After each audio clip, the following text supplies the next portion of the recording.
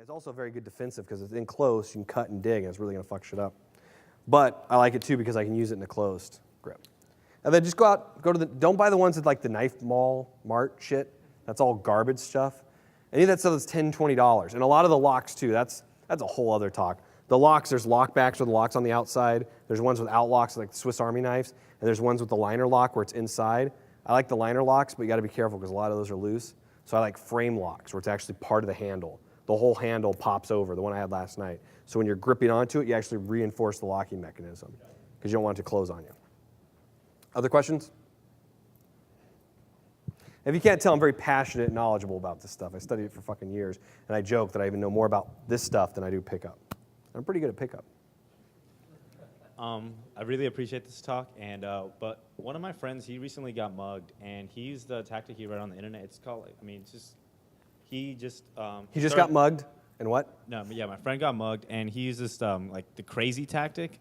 The robber was kind of crazy. He was drunk or high or on something, but he pretended to be even more like crazy and just started like just started hurting himself. And, your friend did? Yeah, and then the guy was like, you just like completely threw him off balance, and kind of like, I don't want to mess with this guy. He seems really more like even more fucked up or something.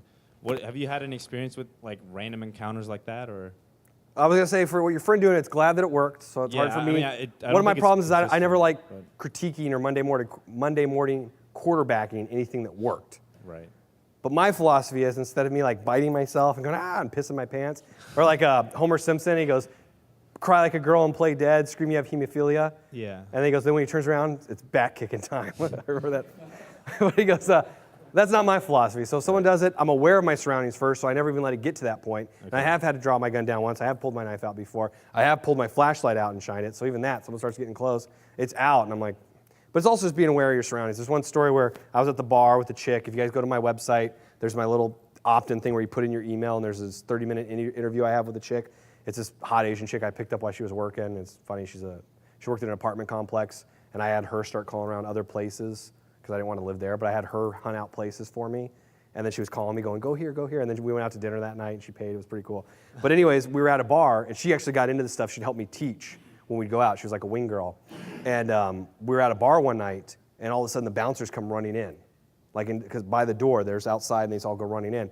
And I saw it, we're at the table, and she's in the middle of the story, and because I'm in level yellow, I see them go running in, and that got my attention. Now I'm in orange, and I was like, you know what? Because I know this place, I know the layout. This is like the exit right by us. We're at this table right by it. So all the bouncers had to go running in. I was like, you know what? Stop talking for a second. Let's get up and move. And she's like, well, no, let me finish my story. I was like, no, let's get up. And we got up, we walked about 10 feet away, and then all of a sudden, 5 bouncers come bringing this, and they're all big. They bring out this fucking giant, like, ASU football player, and he's freaking out and fighting and drunk.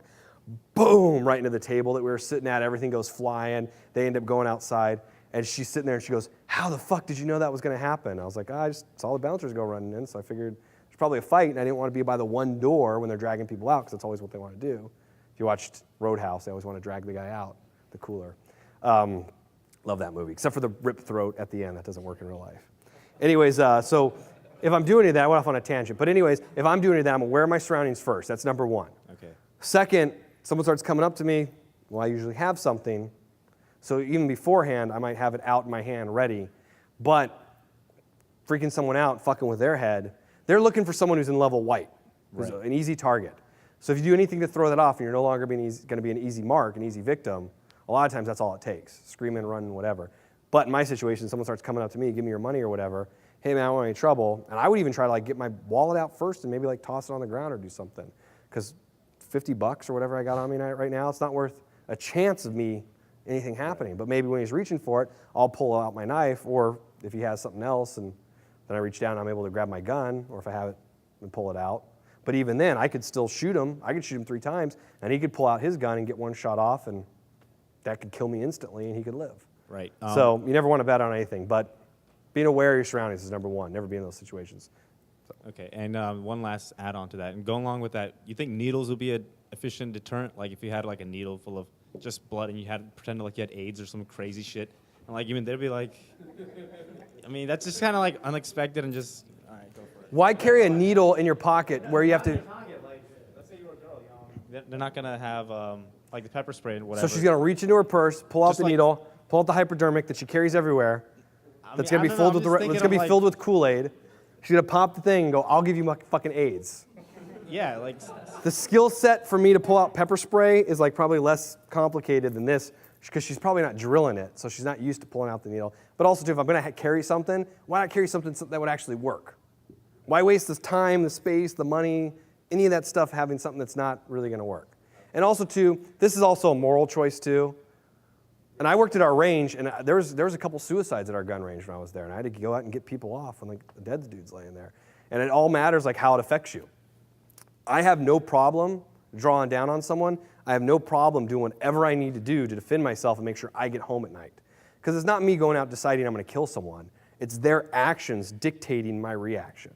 So if someone's coming to me and causing that level of reaction from me, then I have no problem doing whatever I have to do. Especially, a lot of times when I was doing private lessons at the range, we'd have like a soccer mom come in or something. She's like, I don't know if I could ever shoot someone. I think there was more question in the back behind. Oh, okay.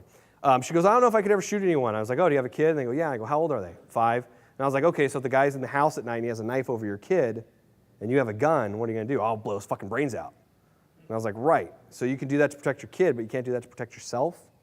And then also, if you get raped and killed and your kid's in the house and they experience that, and they possibly get raped afterwards, and then they have to grow up without a mom, and they're like, once you kind of start getting in that mindset. But to me, it's, I don't know, I just always thought this way. I was like, there's no way I'm ever going to let anyone fuck with my shit and put me in harm's way.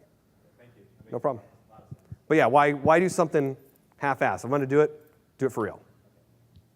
Can you elaborate a little bit on the term OODA loop? I've heard that a few times before. I find it really interesting, but I don't quite get it. And also how it applies to pickup, if it does. I'm going to quickly go over it. Maybe on a break we can go a little bit more in depth. But I actually have it. So observe, orient, decide, act. I've seen a lot of like ebooks and all these brain process things where these guys like make up the shit to explain it. And this is actually like real science. Like the guy's actually really, like I said, he came up with a fucking mathematical equation to show why the MiG was better than our jets and why they fucked us up so bad. That's insane. So when you're in the observation phase, you're gathering information from unfolding circumstances, outside information, and also you can see how they're all looping back because you're always getting feedback from each step. The orientate, that's kind of like almost yellow, you're in orange, you're focusing on something, and you're drawing from genetic heritage, your previous training, cultural traditions. And this is what I'm teaching pickup. A lot of guys are like, oh, we don't talk to girls. Like, we don't do that where I'm from. Well, here we do. So it's totally different. But that's where that information's coming into play.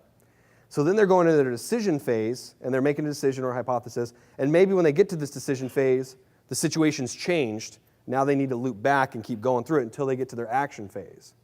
If you do this enough, if someone goes to choke me, I don't have to go through all these steps. You can see it actually skips because your body gets so good at perceiving these threats. Someone goes to choke me from behind, I don't have to go, oh, someone's checking me, what do I need to do? I'll start grabbing and tucking my chin because it's just a reaction. So I did this, I got so good at like going in rooms and hostage rescue and having to process all this information very quickly. Otherwise I get shot with simunitions or paintballs and stuff and really fucking hurt. I got so good at doing this that when I got into pickup, I'd go out and I'd start perceiving all these things on girls. They'd wear a necklace that had a little yin-yang symbol, and the little namaste kind of thing, and I just pick these things up. And I just thought like kind of everyone did this stuff because I started getting into guns when I was 19, and I was like, oh, this is what most people do. So I just got good at reading the situations, and I have people thinking like I'm psychic and stuff, but I'm like, well, no, I saw like what you were wearing earlier, or you said this, and I thought, okay, why did they use this word unless they have this job? And I read a lot too. Like I get on the internet and just something grabs my attention, I start reading all over the place. So I'm always drawing new information in. So anyways, with this, I have seen Robert Greene, Art of Seduction, 48 Laws of Power, 33 Strategies of War. He wrote a blog post about this once and was talking about OODA loop and Colonel John Boyd. But I just recommend getting on it. You can actually pull up, he used to do briefings at the military just on this, and it was like hours and stuff. And you can actually just find this stuff for free on the internet. And it's better than I'm going to say it. But what I would recommend is Googling Ken Good, OODA cycle, and it's called Got a Second. And it was something, that was the guy I did the Surefire class with. And basically he breaks it down where at the end, he goes, the acting phase is the easiest. It's all the other stuff before it that's the hard stuff. So his example is a fighter pilot. Getting behind the guy, getting your sights locked on him, getting in that perfect position, that's all the hard stuff. Hitting the button, acting, releasing the missile, shooting them, that's the easy part. So it's all the other stuff. So just kind of, it's like NLP when you know the 4 levels of learning. Once you understand that stuff, it just helps out a lot because you're familiar with it. Oh, okay, last question. And then I'm also here tomorrow too. I'm going to teach online game tomorrow, so I'll go into PUA mode. But in between now and then too, if you guys have any questions or anything like that. Except for martial arts, don't try to show me stuff and show me chokeholds. Like, that's the only thing I get sick of. But anyways, go. Actually, obviously through your PUA training and the combat training, you've become very aware of your surroundings. Like it's probably like a natural thing. You know where exits are. You know who's wearing this.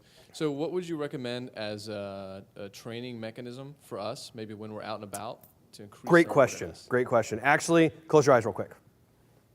How many people are in the row to you on the left? On the left, In the same row. there's, I believe, 4. Open your eyes and check. 2. Ha. So that's how you drill it.